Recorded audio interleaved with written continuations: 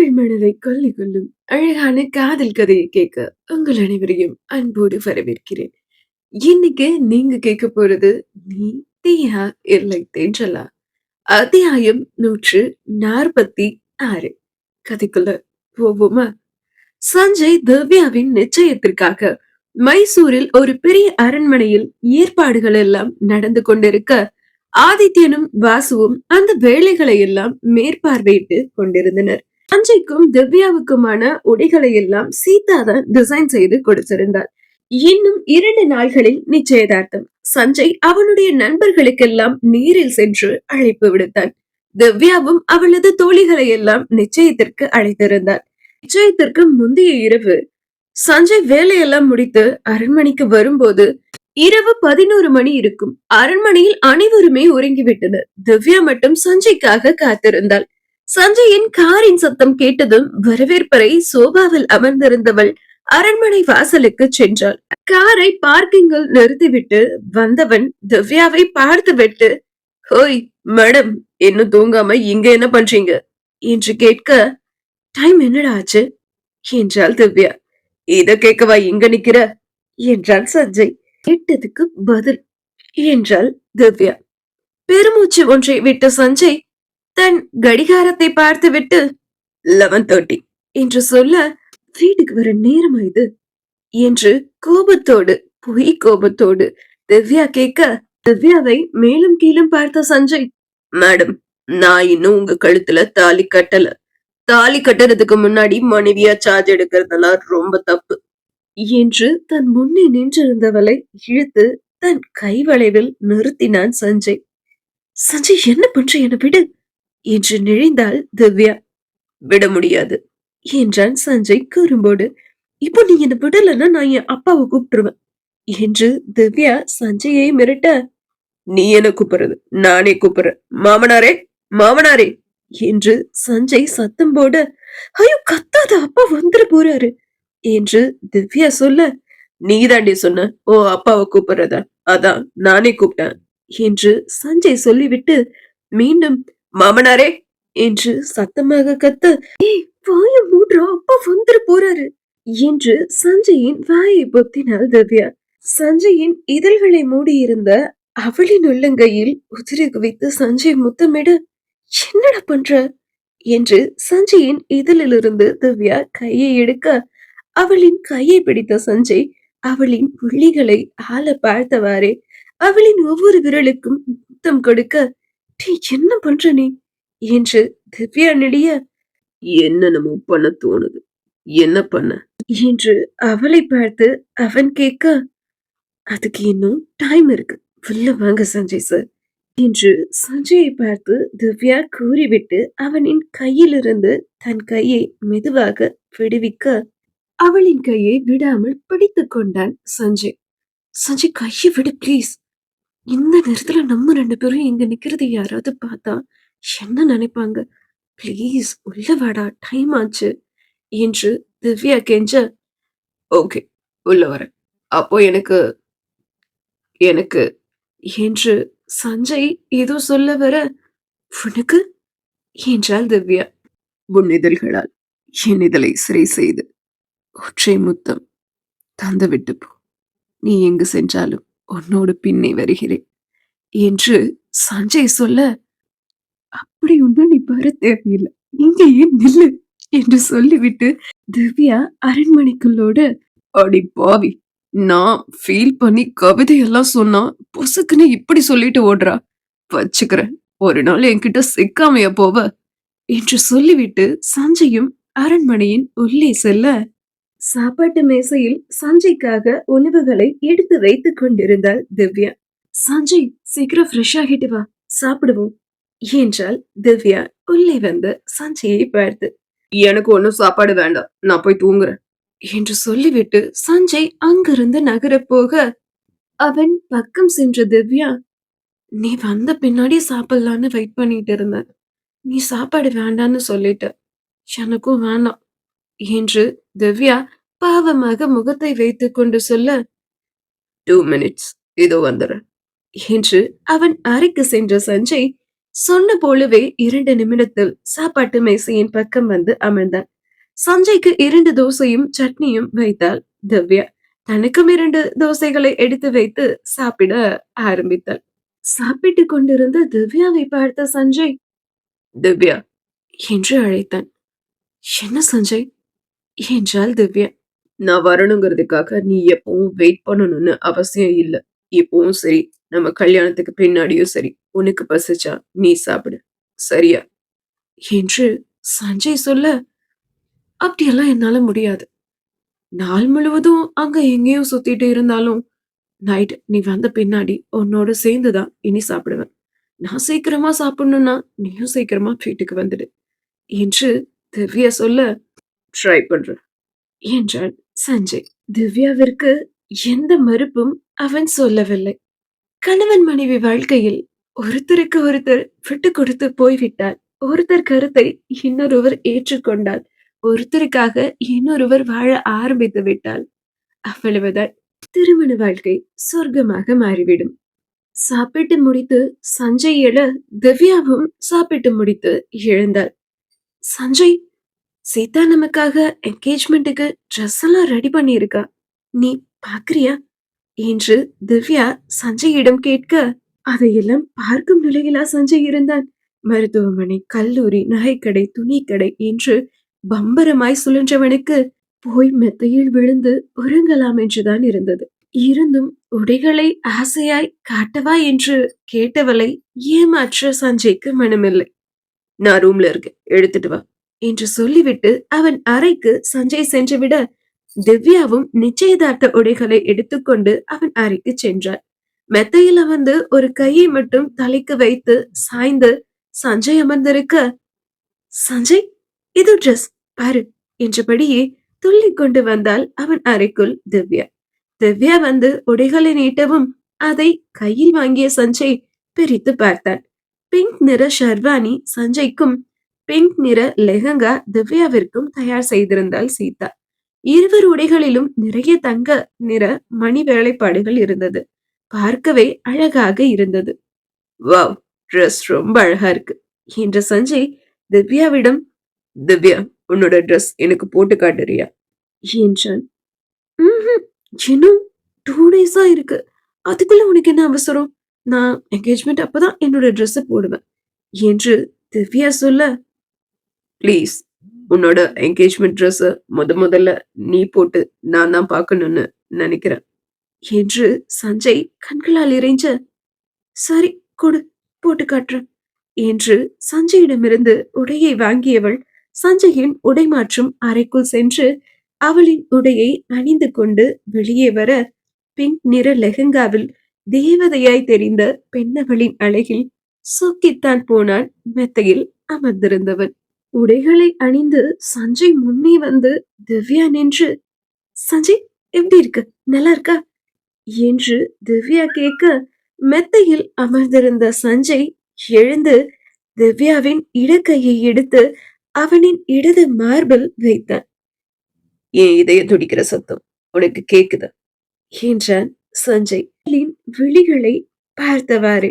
சஞ்சயின் இதய துடிப்பின் வேகத்தை உணர்ந்த திவ்யா, என்னடா இவ்ளோ வேகமா துடிக்குது என்றாள் திவ்யா. தெரியலையே, என் ஹார்ட் பீட் ரொம்ப வேகமா துடிக்குது.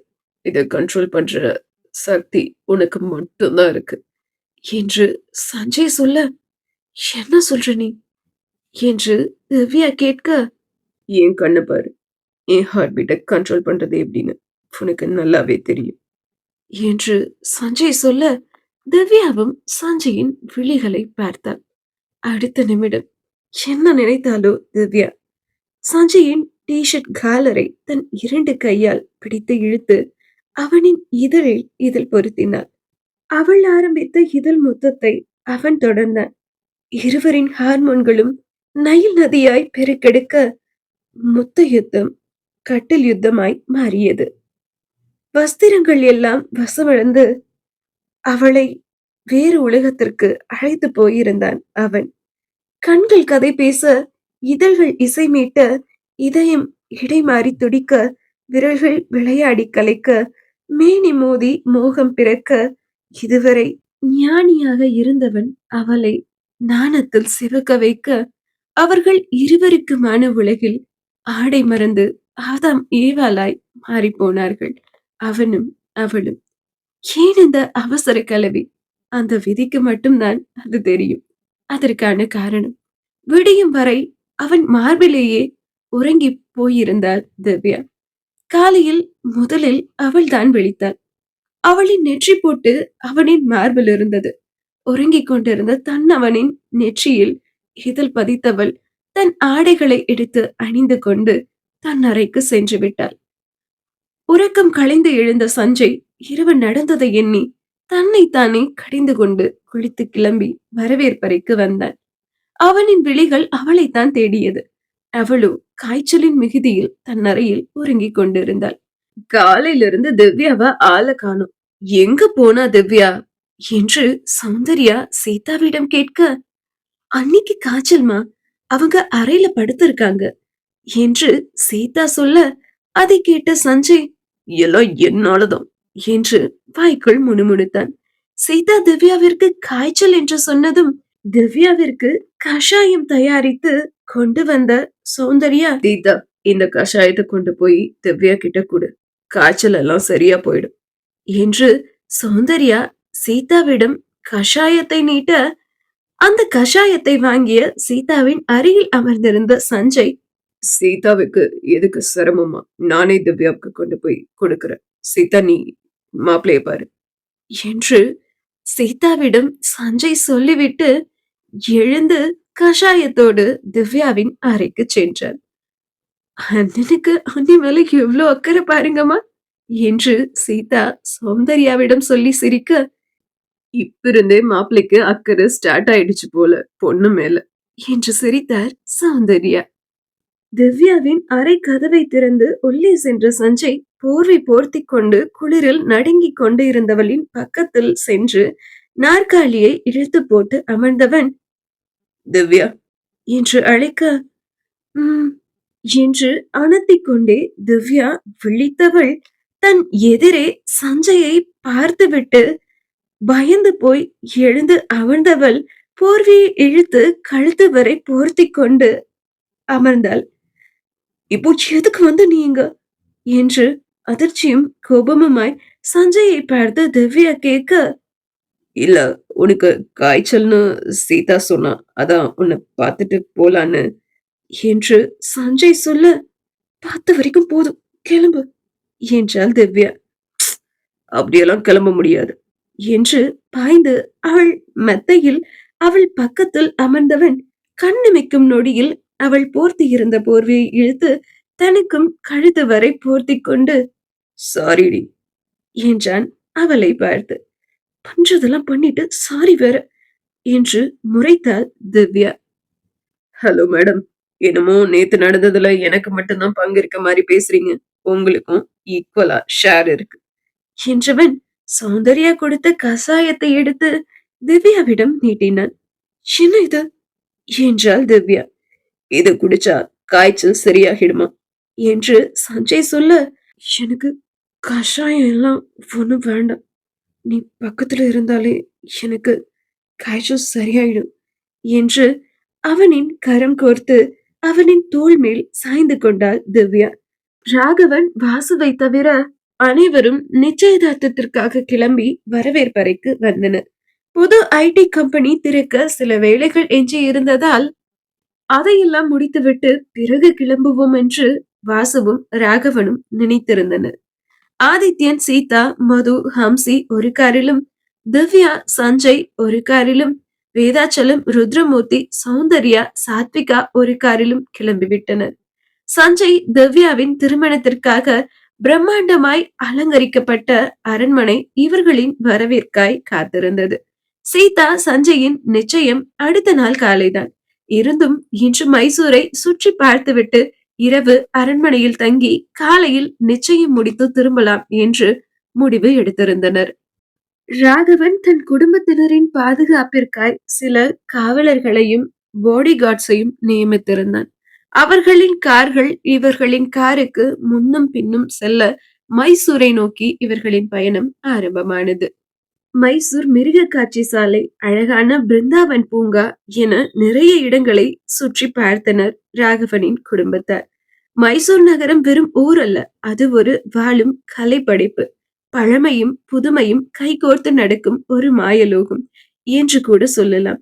பார்க்க சலிக்காத அந்த சுற்றுலா தலங்களை காலையிலிருந்து மாலை வரை சுற்றி பார்த்துவிட்டு அரண்மனைக்கு திரும்பும் நேரம் சீதாவின் மகன் அழ ஆரம்பித்து விட்டான்.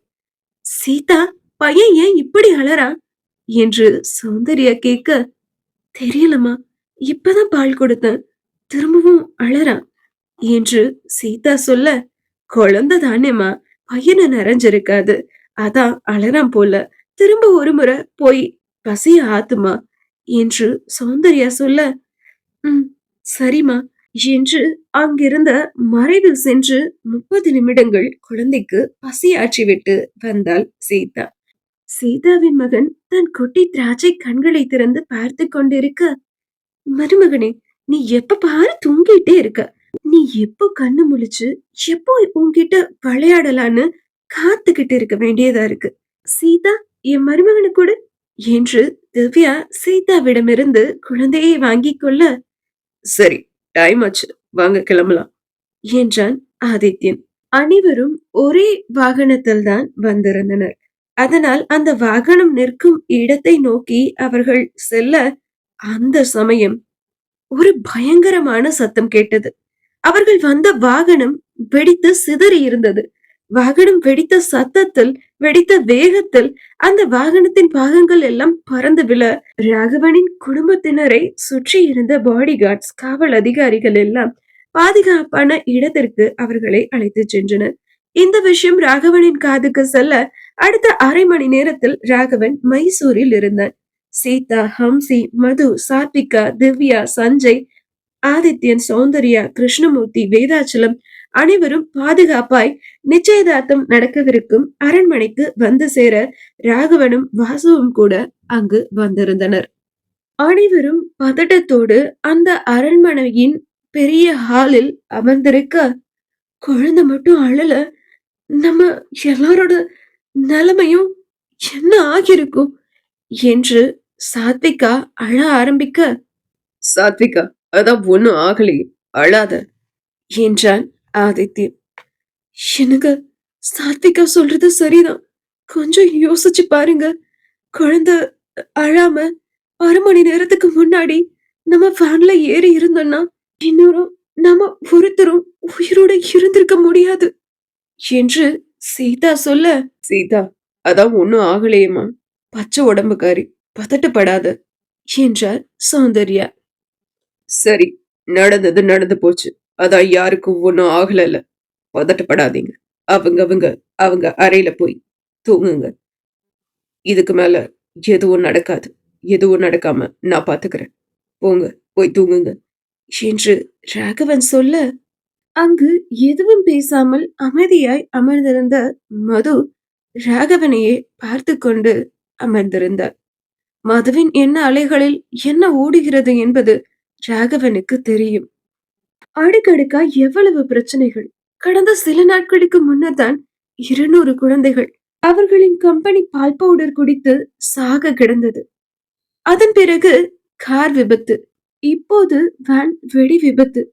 இதையெல்லாம் யோசித்து யோசித்து கண்கள் கலங்க அமர்ந்திருந்தவளை பார்த்த ராகவன், மது, உன்னை தான் சொல்றேன், போய் தூங்கு என்று சொல்ல, என்று எழுந்தாள் மது. அனைவரும் அவரவர் அறைக்கு சென்றுவிட, ஆதித்யன், சஞ்சய், வாசு, ராகவன் மட்டும்தான் அந்த ஹாலில் அமர்ந்திருந்தனர். சஞ்சய், ஆதித்யா, எப்படி எப்படிடா இப்படி ஆச்சு என்று வாசு கேட்க, வேன்ல ஏறும்போது வேன் ஃபுல்லா செக் பண்ணிட்டு தான் மாம்ஸ் ஏறணும், எந்த ப்ராப்ளமும் அப்போ இல்ல, எந்த பாமும் அப்போ இல்ல, அதுக்கப்புறம் எல்லாம் முடிச்ச வரும்போதுதான் இப்படி ஒரு விபத்து என்று சஞ்சய் நிறுத்த, மச்சான், நிச்சயமா சொல்றேன், இது அந்த ரௌத்ரன் வேலைதான், அவன் எதுக்கோ பெருசா பிளான் பண்ணி இருக்கான் என்று ஆதித்யன் சொல்ல, ராகவன் அமைதியாக இருந்தான். ராகவா, என்னடா இப்படி அமைதியா நின்னுட்டு இருக்க, ஏதாவது பேசு, இப்ப என்னதான் பண்றது என்ன நடக்குமோ ஏது நடக்குமோ அடுத்தடுத்த நிமிஷம் அப்படின்னு பயந்துட்டே இருக்க வேண்டியதா இருக்கு என்றான் வாசு. அந்த சமயம் அந்த ஹாலுக்குள் ஒரு போலீஸ் இன்ஸ்பெக்டர் வர, சஞ்சய் இன்ஸ்பெக்டர் வராரு, என்னன்னு கேளு என்று ராகவன் சொல்ல, அதற்குள் அந்த காவல் அதிகாரி அவர்களின் நால்வரின் பக்கமும் வந்து நின்றார். Hello sir, I am Chandru என்று ஆரம்பித்த அந்த போலீஸ் அதிகாரி, ராகவனின் குடும்பம் பெங்களூரிலிருந்து எத்தனை மணிக்கு கிளம்பினார்கள், எங்கெல்லாம் சென்றார்கள் என்பதையெல்லாம் விசாரித்தவன் கடைசியாக, ராகவன் சார், உங்க ஃபேமிலி வந்த வேன்ல டைம் பாம் பிக்ஸ் பண்ணி இருக்காங்க. உங்களுக்கு எதிரி யாராவது இருக்காங்களா என்று கேட்க, அப்படியெல்லாம் யாரும் இல்ல என்றான் ராகவன். ஓகே சார், பாம்பு வச்சது யாரு என்னங்கறதெல்லாம் விசாரிச்சுட்டு இருக்கோம் சார், சீக்கிரம் கண்டுபிடிச்சிடுவோம் என்று அந்த போலீஸ் அதிகாரி சொல்ல, ம் என்றான் ராகவன். ஓகே சார், அப்ப நான் கிளம்புறேன் என்று சொல்லிவிட்டு போலீஸ் அதிகாரி கிளம்பிவிட, அவன் சென்ற பிறகு பெருமூச்சு ஒன்றை விட்ட வாசு, இந்த ரௌத்ரனால ஒரே குடைச்சலா போச்சுடா. அவனை என்னைக்கு நீ கண்டுபிடிச்சியோ அன்னைக்கே போட்டிருக்கலாம். இந்நேரம் இந்த எந்த பிரச்சனையும் வந்திருக்காது. தேவையில்லாம பாம்பு வெடிச்சு எல்லாரும் பயந்து, இதெல்லாம் தேவையாடா? முதல்ல அவனை போட்டு தள்ளுற வழிய பாக்கணும் என்று வாசு சொல்ல, சரிதான், இதுக்கு மேலயும் அவனை விட்டா சரியா வராது என்று ராகவன் சொல்ல, என்ன மச்சான் பண்ண போற என்றான் வாசு. இன்னைக்கு அவனுக்கு ஒரு முடிவு கட்டிட வேண்டியதான். வாசு, நீயும் சஞ்சய் இங்கே இருங்க. ஆதித்யா, நீ என் கூட வா. இன்னையோட நம்ம எல்லா பிரச்சனையும் ஒரு முடிவுக்கு கொண்டு வந்துருவோம் என்று ராகவன் சொல்ல, இப்போ அந்த ராஸ்கல் எங்க இருக்கான்னு தெரியணுமே மச்சான் என்றான் ஆதித்யன். அவன் மைசூர்ல தான் இருக்கான். இந்த பிரிட்ஜ்வே ஹோட்டல்ல இருக்கான். நினைச்சது நடக்காத சோகத்துல சோகத்தை மறக்க பொண்ணுங்களோட குடிச்சு கூத்தடிச்சிட்டு இருக்கான். இப்பவும் அவன் மாஸ்க் போட்டுட்டு தான் இருக்கான். அவன் கையில இருக்க டிராகன் டாட்டூ தான் அவனை நாம கண்டுபிடிக்கிறதுக்கான அடையாளம் என்று ராகவன் சொல்ல, அவன் நண்பன் போன இடத்துக்கே அவனும் இவ்ளோ சீக்கிரமா போய் சேர போறான் மச்சான். போகட்டும், அங்க போய் அவன் நண்பன் கூட சேர்ந்து அடுத்த பிளான போடட்டும் என்று ஆதித்யன் கர்ஜிக்க, மச்சான் அவன் பயங்கரமான ஆளு, பி கேர்ஃபுல் என்றான் வாசு. பயங்கரமான ஆளுக்கும் பயம் இருக்கத்தானே செய்யும் வாசு. அவன் இன்னைக்கு என்கிட்ட சிக்க போறது அந்த பயத்துலதான் என்ற ராகவன் ஆதித்யனோடு சேர்ந்து தி பிரிட்ஜ்வே 5 ஸ்டார் ஹோட்டலுக்கு புறப்பட்டு விட்டான். அந்த ஹோட்டலின் 10வது மாடியில்தான் பார்ட்டி நடந்து கொண்டிருந்தது.